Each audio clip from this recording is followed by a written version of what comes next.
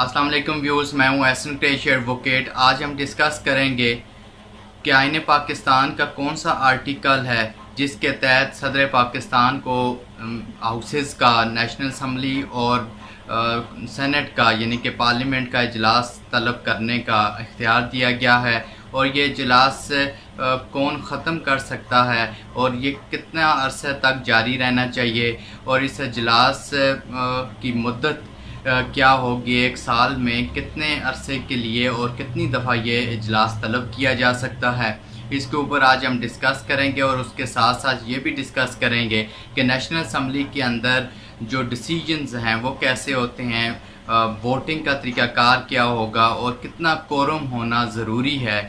उसके ऊपर आज हम डिस्कस करेंगे। सबसे पहले आर्टिकल 54 यानी कि 54 की बात करते हैं। उसके अंदर ये लिखा गया है कि सदर पाकिस्तान जब चाहें वो हाउसेस का, दोनों हाउसेस का जॉइंट सिटिंग में यानी कि पार्लियामेंट का जॉइंट सेशन यानी कि नेशनल असम्बली और सेनेट का जॉइंट सेशन वो तलब कर सकते हैं, या अलग अलग नेशनल असम्बली और सेनेट का जो इजलास है वो अलग अलग तलब किया जा सकता है। अब जो आर्टिकल 54 है उसके अंदर जो सब आर्टिकल 1 है 54 का, उसके अंदर ये लिखा गया है कि ये सदर पाकिस्तान को इख्तियार है कि वो दोनों हाउसेस का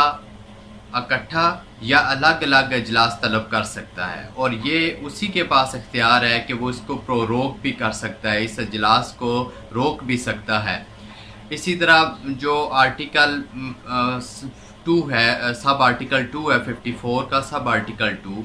उसके अंदर ये लिखा गया है कि साल में कम से कम जो नेशनल असम्बली का जो इजलास है वो साल में कम से कम 3 इजलास होना ज़रूरी है, और हर इजलास का जो इंटरवल होगा, जो वक्फा होगा, यानी कि एक इजलास से दूसरे इजलास तक का जो वक्फा होगा वो 120 दिन से ज़्यादा का नहीं होना चाहिए। और इसी की प्रोवाइज़ो क्लास में लिखा गया है, यानी कि आर्टिकल 54 सब आर्टिकल 2 प्रोवाइज़ो क्लास में ये लिखा गया है कि जो नेशनल असम्बली का जो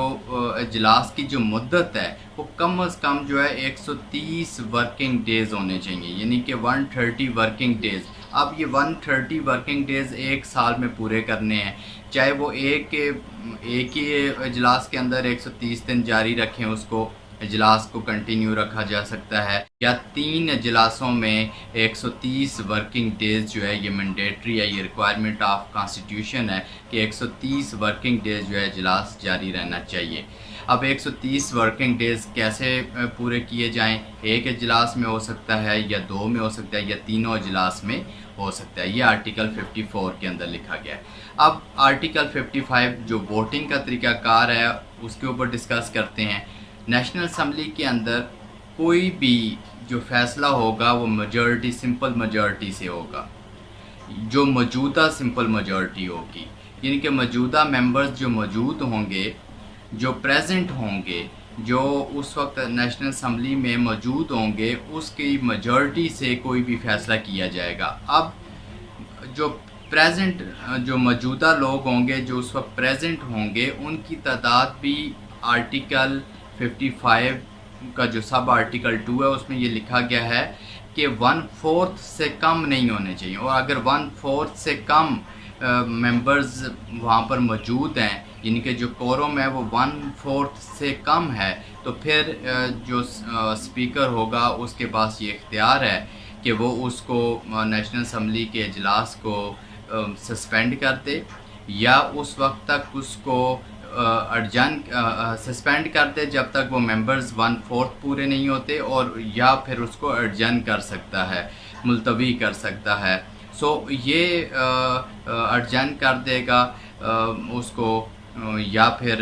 सस्पेंड कर देगा जब तक वो मेंबर्स जो हैं वो अगर 1/4 से कम हैं, 1/4 मेंबर्स पूरे होने तक वो सस्पेंड भी कर सकता है और अर्जन भी कर सकता है। कोरम जो है 1/4 होना मैंडेटरी है। जो नेशनल असम्बली का कोई भी इजलास हो, 1/4 कोरम कोई भी फ़ैसला करने के लिए ज़रूरी है, और अगर कोरम कम हो और किसी ने पॉइंट आउट कर दिया तो उस वक्त स्पीकर जो है वो उसको अर्जन कर देगा। اس کارروائی کو روک دے گا. سو جو میجورٹی ہے وہ ووٹنگ سے کوئی بھی فیصلہ جو ہے وہاں نیشنل اسمبلی میں کیا جاتا ہے. سو یہ آرٹیکل 55 کے اندر لکھا گیا ہے.